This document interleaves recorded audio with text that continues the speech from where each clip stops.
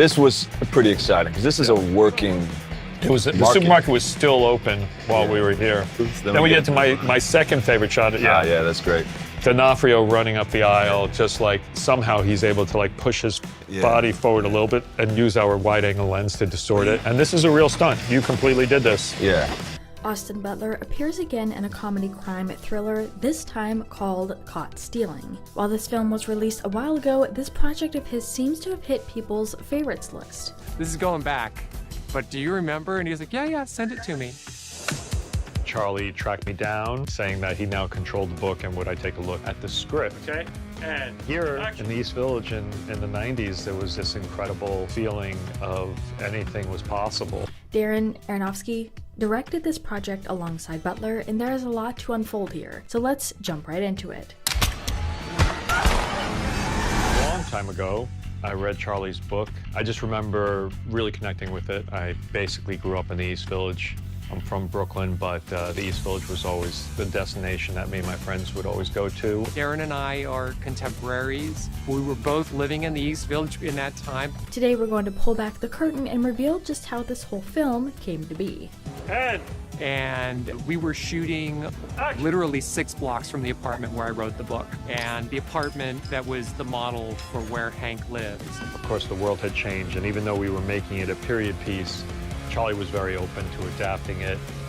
We spent a lot of time thinking about and developing the characters. But before we get into more of these moments, today's trivia question: what Nickelodeon show was Austin Butler in many, many years ago? Leave your guesses in the comments down below and stick around till the end of the video to find out if your answer was correct.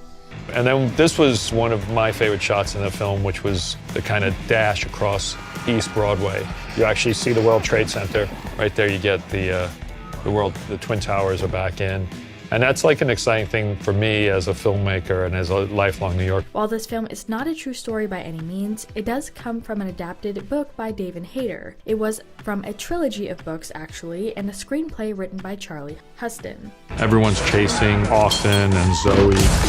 These guys you messed up with, they're scary monsters. He's got to protect the people that he cares about. I need to know that you're a guy that can handle it.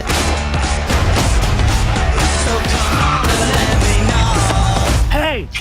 I can handle it. Since the film has come out, there has already been a tremendous amount of reviews regarding the project, some even calling it the best Y2K indie film. I like to think of them as kind of like Robin Hood type figures. They're doing bad things, but they seem to be doing them for noble reasons in their own worlds. Tomorrow we're gonna go shoot the big Shabbos scene with Carol Kane.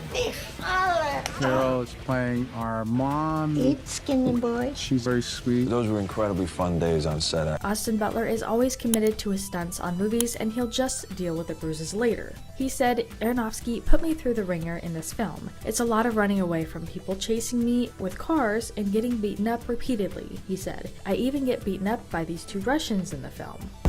Times are tough right now, and I think one of the great things that movies always have done in the past is entertain. That was the challenge for me and all the people I've been working with for all these years, is like, how can we do something that's really a good time? When he was kicking me, he didn't want to kick me very hard. He felt bad, and I kept telling him, just kick me harder. But then he had this idea of headbutting me on the side like a little ram or something, and he did it so hard it almost cracked my rib with his head. I was very impressed. Darren Aronofsky's going to direct this film. I was like, cool, that's interesting, you know, because it just felt like not a film that I expected Darren to be directing. What an amazing opportunity, because he's such a brilliant director. It's a great story. It's an amazing director. Darren is genius. He have like this ability to create. And the Oscar nominees' forward thinking led to some interesting antics on the set of this new film, including spending the night on set in just his underwear. It was always like, how can we make these sequences the most exciting, the most energetic? Cut! Cut! Cutting! Everyone okay? These guys you messed up with, they're scary monsters. I was interested to see that he's stepping out of a comfort zone. Cool, let's do another one. As I share my excitement for this film, I want to mention we are currently doing a giveaway. Share what you were most excited for with this project, and the best comment will win a $25 Fandango gift card where you can purchase a full movie with added bonus features. Comment down below and one winner will be chosen. I was a huge fan of everybody beforehand. Yeah. We were talking about After Hours, so Griffin Dunn being in this, I was really... It was super fun.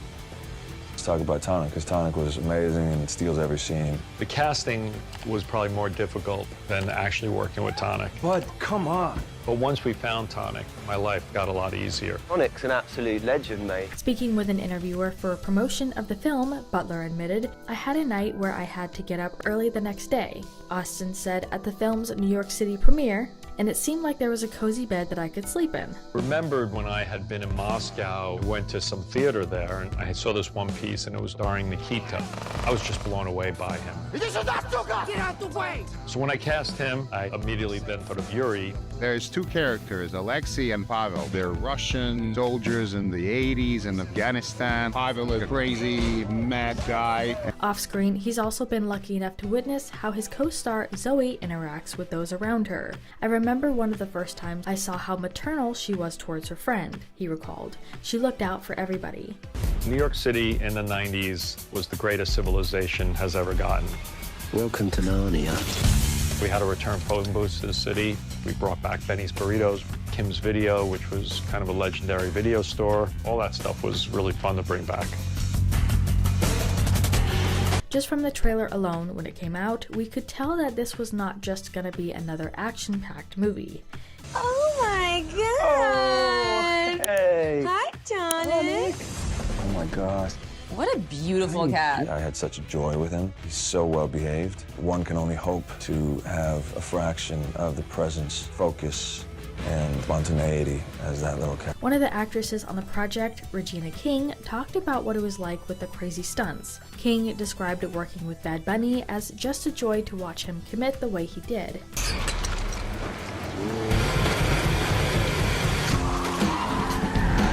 I want to make something really grounded and really truthful because I think there's something more dangerous about that type of violence. Austin is clearly committed to the project and wanted to do it. Stick him up.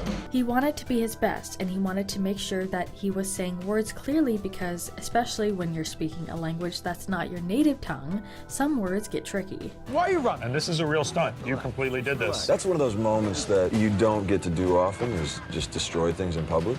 And so to be able to like jump over something in a supermarket Yeah, and exactly. knock a ton of boxes over, It was a lot of fun. that was very fun.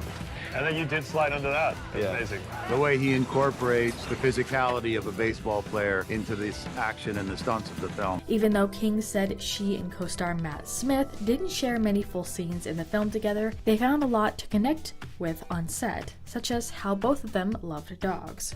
What no one sees is how we step through things very slowly and methodical. And I got to burn this little bad boy round Flushing Meadows. We rehearse it. Once he feels comfortable, then we'll start changing the speed. We'll start getting camera involved. Your heart sort of skips a beat, but then it got really exciting. And then in the middle of it, me and Austin are like, screaming at each other. And as far as the answer to our trivia question, Austin Butler warmed the hearts of teenage girls everywhere at the time when he was cast as James back in 2007 in Zoe 101. We had an incredible stunt team that planned out a way that I was able to actually hang out of the window of this 6-story building, and it feels a lot more real. Oh, Austin is amazing. He's such a fucking hard worker. Every character he expects to do all their own action. So early on in the process, when you see a cast like this, everyone is such an amazing character actor. But we wanted to turn this around to you guys. What do you think about all these moments? Which one was your favorite, and what was your favorite part of this film? That's actually Liev on your heel. Yeah, he's chasing me. That was a great stunt. I think very, very hard to do to take a hit on the lower. I mean, in that, Yeah. Liev really, he had that idea of doing the hit to the throat. Yeah, he created that scene. You know, And- it's nice when you have a guy who like really knows his stunt work to suddenly contribute. Let us know what your thoughts are in the comments down below. Make sure you're subscribed with notifications on for more videos just like this. He knows that world so deeply and intensely, and he wants it to be super authentic.